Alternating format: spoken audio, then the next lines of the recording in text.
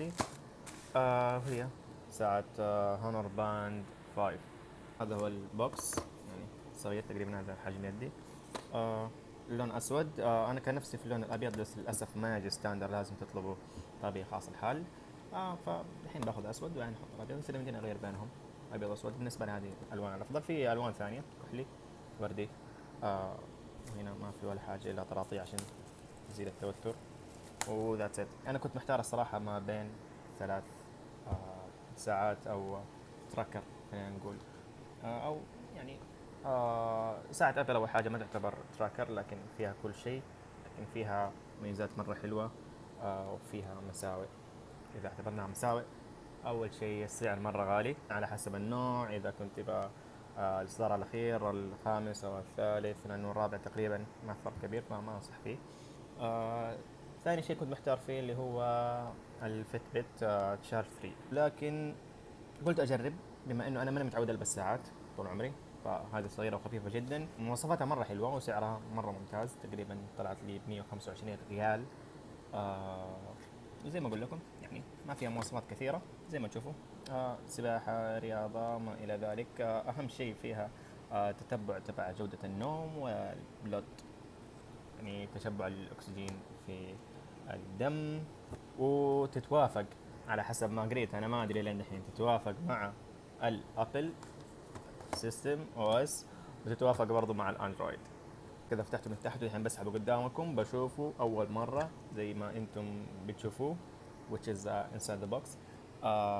هنا مكتوب 14، هذا الشيء لفتني الصراحه، 14 days per battery charge، بس الكلام ذا غير صحيح. اذا انت كنت مشغل التتبع طول الوقت 24 ساعه، ما راح يصمد الى 14 يوم. انا اقول لكم من قبل ما افتحه، من قبل ما اشغله، من قبل ما اجرب يعني. معلش انا مصور بيد قاعد اوريكم بيد. هذه الساعه صغيره جدا جدا، شوفوها، يا الله مره صغيره. انا وجهه نظري انه اذا جربت، بما انه 125 ريال صراحه ما هي كثير، وما راح اكون خسران على الساعه هذه بالنسبه للمواصفات اللي مره عجبتني، كفايه بالنسبه ل 125 ريال. وبذات الشكل صراحه. يعني انا كنت محتار بينها وبين الجلاكسي ايضا. بس ساعه جلاكسي على فكره لا تاخذوا الاي، خذوا الكبيره فقط. الاي ما تستاهل صراحه. آه ساعة الجلاكسي حسيتها منتفخة من هنا بزيادة، يعني الارتفاع هنا جدا عالي. فأنا بالنسبة لي ما انتبه صراحة يدي، أحيانا أنا أحك يدي في الفرن، أحك يدي في أي مكان وأتعور. هذا الشيء يختلف من شخص لشخص. فإذا كنت لابس ساعة توقعت إنه ممكن أصقع هنا، أصقع هنا، أصقع في أي مكان، يعني ممكن تنحك وتنعدم ساعتي. فقلت لا، يبغى لي شيء خفيف، وعشان كذا هذه من الأسباب اللي ابتعدت عن ساعة أبل حاليا. قلت أجرب إذا أنه ناسبتني، لكن كم شهر، سنة، اغير لي ساعه افضل. ممكن اخذ فيت بيت، ممكن اخذ، يعني انا ابغى اجرب الجو هذا، ابغى اجرب الفكره، بجرب تعودي على التراكرز، وبعد كذا اقدر احكم. هونور باند 5 كانت اختياري من بين جالكسي فيت وهواوي اظن اسمها باند 4. هم تقريبا في نفس المستوى. انا كنت يعني كنت معجب بالاونر فقط. ولكن كنت محتار ما بين الاونر وحاجات ثانيه اعلى منه، اعلى منه في السعر. ولكن في مميزات طبعا، لكل واحد ميزه، ولكن زي ما قلت لكم انا اخذت الاونر عشان اجرب، بعدين نشوف. بس برضو في اشياء ما هي حلوه غير السعر في الاشياء اللي كنت محتار فيها. اول شيء خلينا نتكلم عن الفيت بيت شارج 3 وايت. انا كان عاجبني هذا الموديل بالتحديد، اللي يجي سبيشل اديشن اسود وابيض، مره بالنسبه لي الشكل حلو. ولكن الانترفيس ما كان عاجبني، الواجهه زي ما انتم شايفين كلها ابيض اسود، ما فيها شيء ملون، ولا كانت جذابه ابدا صراحه. واحس في له عرض شويه، زي ما كنت متخوف من ناحيه الحجم. انا الان اشوف التراكرز كلها يعني لحد ما كبيره. هنا ممكن نشوف زي كذا حيطلع شكلها. انا بالنسبه لي ما كان مشجع، مع العلم ان فيت بت هي افضل تراكر في الوجود. وكل التقنيين يمدحوها ويقولوا انها احسن واحده من ناحيه الجوده في حساب الخطوات والرياضه تماما. يعني اذا انت صحي وتبى اشياء حق الصحه، خذ الفيت بت على طول. الشيء الثاني ساعة، احنا وصلنا لمرحلة أعلى هنا.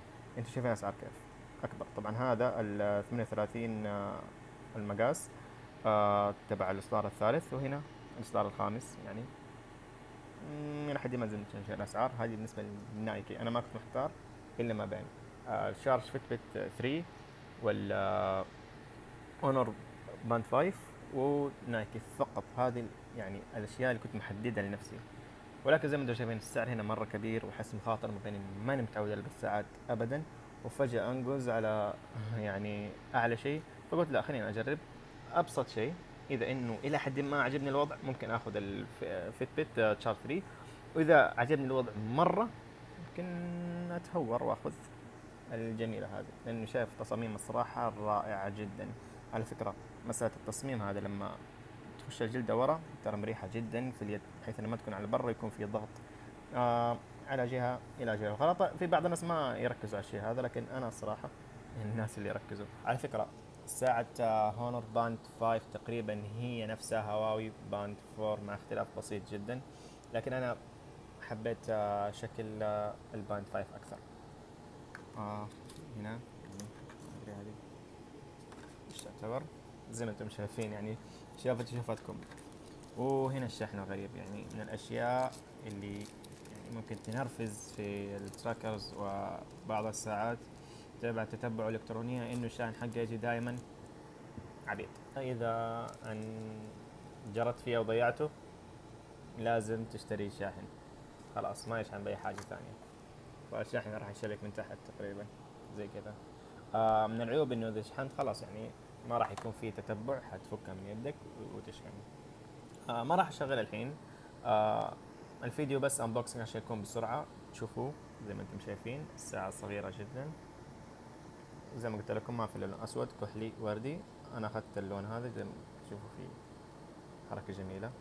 حاخذ ان شاء الله الابيض بعد فترة، ويكون عندي ابيض اسود تقريبا سعره 9 ريال 19 ريال حاجة زي كذا، يعني مو مرة غالي.